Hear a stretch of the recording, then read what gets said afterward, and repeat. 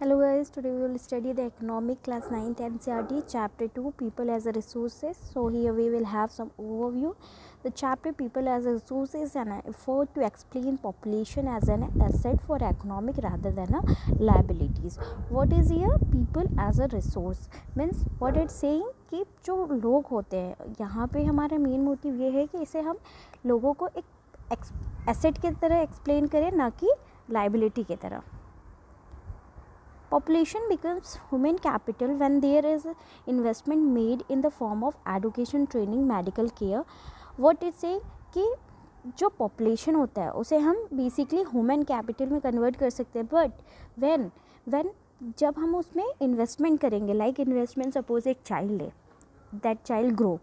So अगर हम उस चाइल्ड को कुछ भी प्रोवाइड नहीं करते, like basic health care provide नहीं करते, बेसिक एजुकेशन प्रोवाइड नहीं करते, ट्रेनिंग प्रोवाइड नहीं करते, तो एक टाइम बाद क्या होगा कि वो जो चाइल्ड है वो कैपेबल नहीं होगा कुछ भी चीज़ ऐसी करने से जिससे इकोनॉमिक आउटपुट आ सके. लेकिन अगर हम उसी चाइल्ड को सपोज अ स्टूडेंट उसे अच्छी एजुकेशन दी जाए, अच्छे स्कूल में पढ़ाया जाए, दैन अच्छे कॉलेज में पढ़ाया जाए, फिर उसके बाद उसे अच्छी जॉब मिले, तो वो जो वहाँ से अर्न करेगा वहाँ से वो क्या कर सकता है, गवर्नमेंट को जब टैक्स पे करेगा तो वो टैक्स एक इकोनॉमिक कैपिटल में कन्वर्ट हो गया.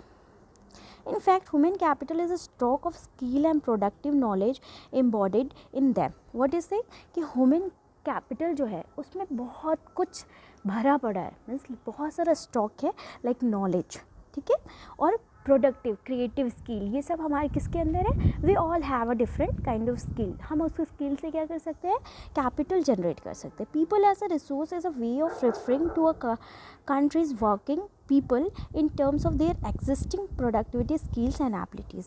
Okay, this is a way through which we can refer कि जो human being है वो human capital में कैसे convert कर सकते हैं by using their productivity. Looking at the population from this perspective aspect emphasizes its ability to contribute to the creation of the gross national product. Okay, if हम population की बात करें, ठीक है, तो पॉपुलेशन के पास इतना कैपेबिलिटी है कि वो जीएनपी में या जीडीपी में कंट्रीब्यूट करने के कैपेबल है.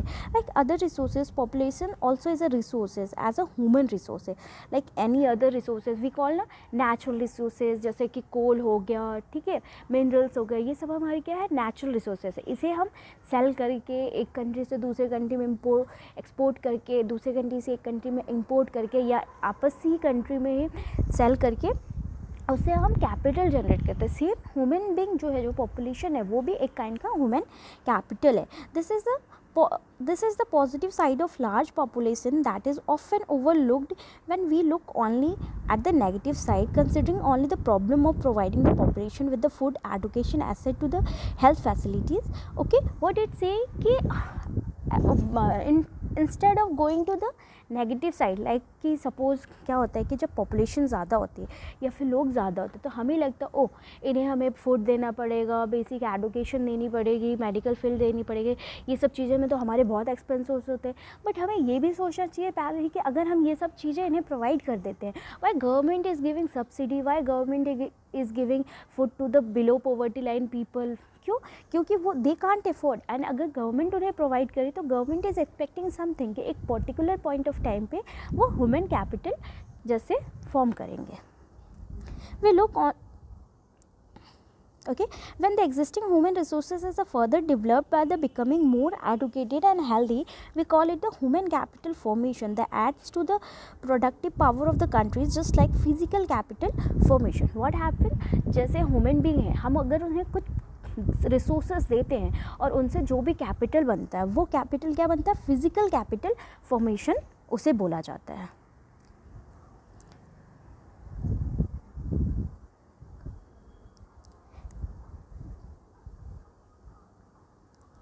Investment in human capital through education, training, medical care is a return just like an investment in physical capital. Suppose एक ज़मीन है, ओके, उस ज़मीन पे अगर आप कोई स्ट्रक्चर बनाते हो, सपोज एक बिल्डिंग बनाया, एक अपार्टमेंट बनाया, उस अपार्टमेंट में मल्टी क्या है, हाउसेस है. अगर आप मल्टी हाउसेस को सेल करते हो तो आपको क्या मिले, कैपिटल मिले. सेम अगर ह्यूमन कैपिटल में भी इन्वेस्टमेंट करेंगे तो वहाँ से भी हमें capital में. This can be seen directly in the form of higher incomes earned because of higher productivity of more educated or better trained person. We can give the simple example, the person who is studied from the IIT college, IIM college, they are giving a more productive work as compared to the normal person who have studied in the normal colleges, as well as the higher productivity of the healthier people. Even suppose the people who have a good health, they are also able to give a more productive. In a box, one statement is given, we will read it. India's green revolution is a dramatic example of how to input of greater knowledge in the form of improved production technology can rapidly increase the productivity of scarce land resources. What is saying कि जो green revolution है ये बहुत बड़ा अच्छा example है कि हम कैसे ज़्यादा नॉलेज दे सकें और वहाँ से इम्प्रूव कर सकते हैं प्रोडक्शन टेक्नोलॉजी को bye rapidly increasing of productivity scarce. India's IT revolution is a striking instance of how the importance of human capital has come to acquire a higher position than that of material, plant and the machinery. We can also take the IT sector. Nowadays IT sectors are growing a lot, and people who are working in IT sector, they are human beings and they are able to produce the human capital. Okay, for today's this is enough. We will come to the next class.